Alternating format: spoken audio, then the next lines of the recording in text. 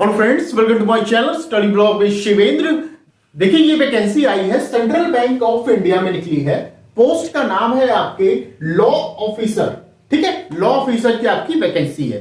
Total post की बात की जाए तो ये टोटल पोस्ट आपकी 15 पोस्ट है।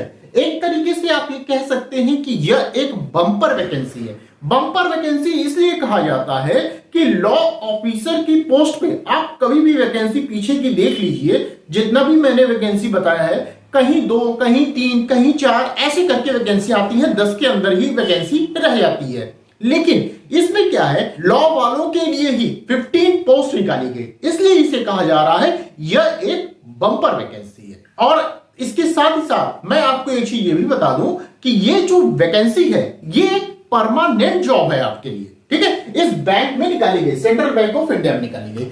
तो आगे हम इस वैकेंसी के बारे में बात करें तो उससे पहले मैं क्लास के बारे में बात कर लेता हूं कि यदि आप किसी भी स्टेट के जुडिशरी की तैयारी कर रहे हैं या अभी यूपी एपीओ आने वाला है, यूपी जुडिशरी आने वाला है, इसकी क्लास अगर आपको ज्वाइन करना है तो आप मुझे इस नंबर पर कॉल या व्हाट्सएप के माध्यम से क्लास को ज्वाइन कर सकते हैं।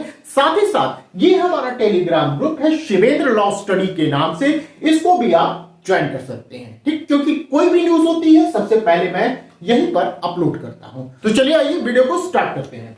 देखिए, वैकेंसी जो मैं बता रहा हूं आपको, ये कहां है, सेंट्रल बैंक ऑफ इंडिया में निकाली गई है। ये वैकेंसी कब आपका इसका रजिस्ट्रेशन स्टार्ट है, रजिस्ट्रेशन स्टार्ट हो चुका है, ध्यान रखिएगा। जो रजिस्ट्रेशन इसका स्टार्ट है आपका, ये 28/10 से ये रजिस्ट्रेशन आपका स्टार्ट हो चुका है। क्लियर, 28/10 से क्या है कि रजिस्ट्रेशन स्टार्ट हो चुका है। अब जो क्लोजिंग डेट है, इसकी लास्ट डेट रखी गई है रजिस्ट्रेशन की, ये 19/11 रखी गई है। 19 नवंबर अर्थात दीपावली के बाद तक आपका क्या है, रजिस्ट्रेशन चालू रहेगा। तो जल्द से जल्द आप लोग क्या करेंगे, रजिस्ट्रेशन करवा लीजिए। ठीक है, इसके साथ साथ आप देखेंगे कि जो एग्जामिनेशन की जो डेट है वो भी बता दी गई है। मतलब कि रजिस्ट्रेशन की डेट बता दी, कब से फॉर्म आपका स्टार्ट हो रहा है, लास्ट डेट क्या है ये भी बता दी गई। साथ ही साथ क्या है कि एग्जाम की डेट भी बता दी जा रही है कि आपका एग्जाम कब होगा।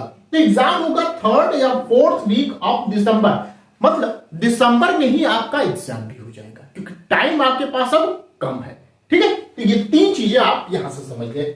आगे चलते हैं, हम लोग देखते हैं क्या चीजें हैं। देखिए, अब हम बात करते हैं वैकेंसी के बारे में। मैंने आपसे बताया टोटल 15 वैकेंसी है।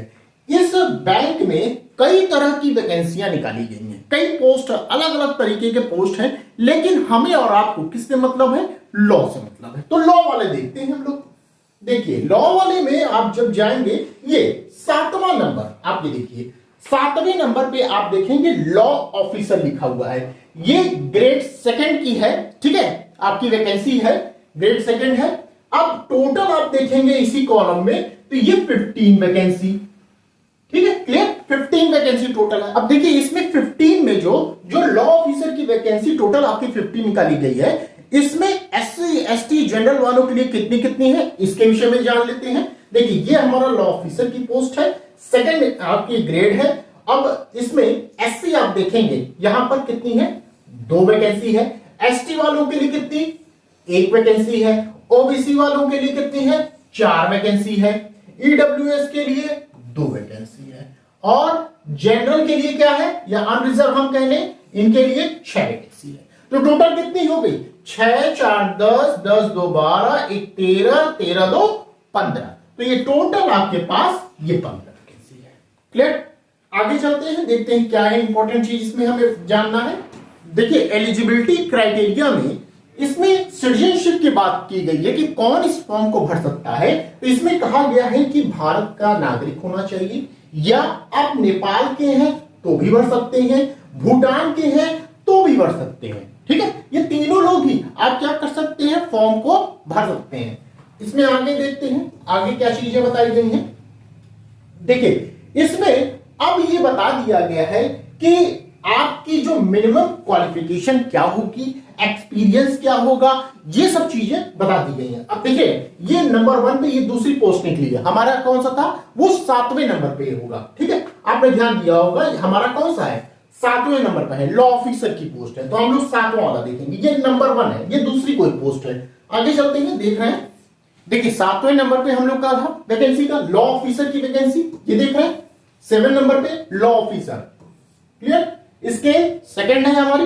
अब इसमें मैक्सिमम जो एज है, ध्यान दीजिएगा, मैक्सिमम एज की बात की जा रही है कि अधिक से अधिक कितने उम्र तक के लोग इस फॉर्म को भर सकते हैं, तो 33 साल तक के लोग इस फॉर्म को भर सकते हैं, 33 इयर्स तक के लोग इस फॉर्म को भर सकते हैं। साथ ही साथ आप ये जानेंगे कि क्या योग्यता होनी चाहिए आपकी फॉर्म भरने के लिए, तो 3 साल या 5 साल का आपने एलएलबी किया हो, ठीक है, ये चीज ध्यान रखिएगा। इसके साथ ही साथ आपने एलएलबी चाहे 3 साल का किया हो चाहे 5 साल का किया हो, मगर 60% आपके होने चाहिए, किसके लिए, जनरल के लिए, ठीक है। लेकिन 55% उनके लिए है जो एससी हैं, एसटी हैं, ओबीसी हैं, पीडब्ल्यूबीडी हैं, उनके लिए कितना है 55%। समझिए योग्यता क्या मांगी गई है, चाहे आपने एलएलबी 3 साल का किया हो चाहे आपने 5 साल का किया हो, ठीक है, ये आपके पास होना चाहिए। लेकिन साथ ही साथ ये कह दिया गया कि भैया एलएलबी आपने 3 साल किया हो चाहे 5 साल किया हो, 60% से पास आउट होना चाहिए। ये किसके लिए, ये जनरल के लिए। 55% उनके लिए है जो एससी, एसटी, ओबीसी, पीडब्ल्यूबीडी के अंतर्गत आते हैं, उनके लिए छूट दी गई है 55%। अब इसके साथ साथ ये तो हुई क्वालिफिकेशन आपकी। अब यहां कुछ एक्सपीरियंस मांगा गया। एक्सपीरियंस में यह कहा गया कि 3 साल तक एज ए एडवोकेट आपने काम किया हो, ठीक है, ये भी आप ध्यान रखिएगा। आगे चलते हैं हम लोग। देखिए इस वैकेंसी में आप लोगों के लिए एज में क्या है, छूट प्रदान की गई है। लेकिन किसको किसको की गई है, ध्यान से समझिए। ये एससी, एसटी यदि आप हैं तो उनके लिए 5 साल तक की छूट है। उसके साथ साथ यदि आप ओबीसी हैं, ठीक है, उनके लिए क्या है 3 साल तक की छूट है। आप यदि क्या है पीडब्ल्यूबीडी के अंतर्गत आते हैं, इसके अंतर्गत तो 10 साल तक की छूट है। साथ ही साथ यदि आप एक्स सर्विसमैन हैं तो उनके लिए क्या है 5 साल तक की छूट है, ठीक है। यह आपको एज में छूट प्रदान की गई है। अब देखिए इस वैकेंसी में जो आपकी जॉब लगेगी, जो आप जिस पद पर आप आसीन होंगे, उसकी पे स्केल क्या होगी, पे स्केल जान लेते हैं हम लोग। स्केल कौन सी है, ये सेकंड वाली है, ठीक है। इसमें देखिए 48,170 से लेके स्टार्टिंग होगी, लगभग ये 70,000 है, लिखा गया है 69,810, तो लगभग 70,000 तक है, अर्थात 48,000 से लेकर 70,000 तक आपकी पे स्केल रहेगी, ठीक है, ये ध्यान रखिएगा। आगे चलिए देखते हैं।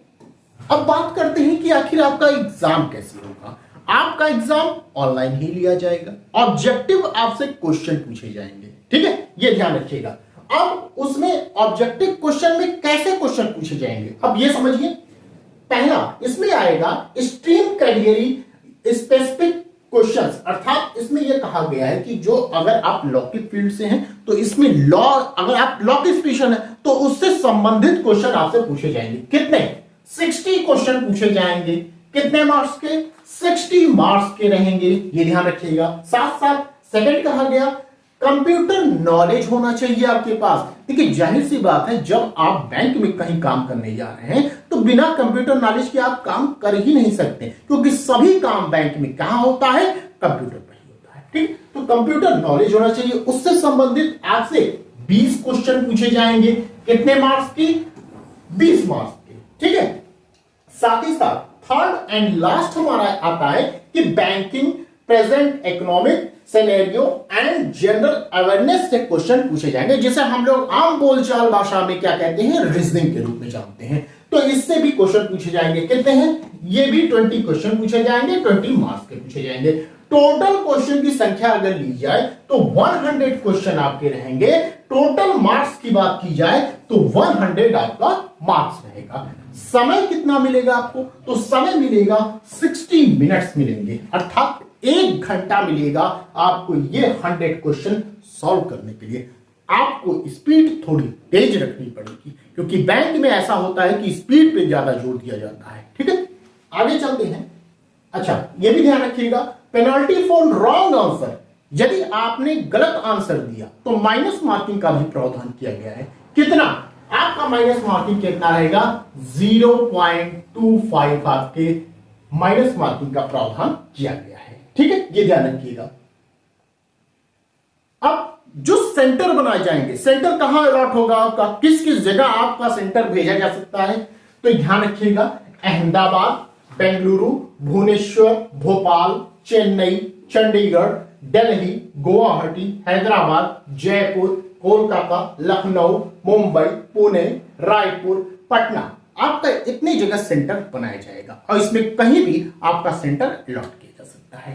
ठीक है, देखिए अब जो आप अप्लाई करेंगे फॉर्म को, तो उसके लिए फीस कितना पेमेंट करना होगा, आपको फी कितना देना होगा। यदि आप एससी हैं, एसटी हैं, पीडब्ल्यूबीडी के कैंडिडेट हैं या वुमेन हैं, तो कितना फीस रहेगी, 175 रहेगी प्लस जीएसटी के साथ रहेगी। ठीक है, सेकंड कहा गया all other candidates. All other candidates में कौन आएंगे, आपके जनरल आएंगे, जनरल आएंगे, ओबीसी आएंगे, ये लोग कौन है, ऑल अदर कैंडिडेट्स के अंतर्गत आएंगे। उनको कितना पे करना होगा, 850, ठीक है, 850 रुपए पे करना होगा, जीएसटी के साथ पे करना होगा। ये बात आप ध्यान रखिएगा।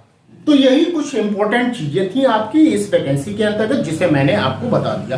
तो ऐसी जानकारी, यदि इस वैकेंसी के बारे में जो मेरे द्वारा बताई गई जानकारी है, यदि आपको पसंद आई हो तो प्लीज वीडियो को लाइक कर दीजिएगा, शेयर कर दीजिएगा और चैनल पे यदि आप नए हैं तो चैनल को सब्सक्राइब करना बिल्कुल ना भूलिएगा। ठीक है, साथ ही साथ चैनल सब्सक्राइब के साथ साथ आप क्या करेंगे, ऑल बटन ऑन करेंगे। ऑल बटन इसलिए ऑन करेंगे क्योंकि ऐसी जो वैकेंसी मैं ला रहा हूं उस तभी पता चलेगी आपको जब आपने ऑल बटन ऑन किया होगा। यदि आपको क्लास ज्वाइन करनी होगी तो बताए गए नंबर पर कॉल या व्हाट्सएप के माध्यम से क्लास को आप ज्वाइन कर सकते हैं।